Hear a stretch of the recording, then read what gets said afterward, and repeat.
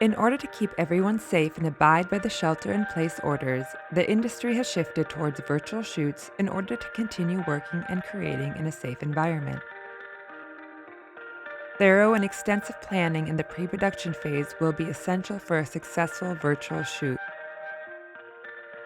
You must have all the necessary equipment and setup completed before the shooting begins. We have put together a checklist containing some of the necessary questions to consider when planning to execute a virtually produced shoot. What equipment will you need? Consider what cameras, tracking systems, and software you will need. How will the team communicate? Consider if you will be using Zoom or another kind of software. How many cameras will be set up? Think about if you need video or stills, as well as streaming cameras.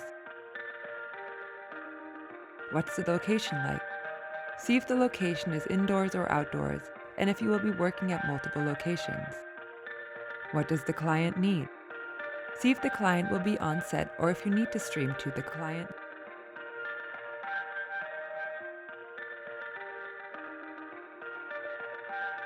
Once you are ready to begin shooting, it is important to maintain a constant dialogue with your team to address issues efficiently and quickly in real time.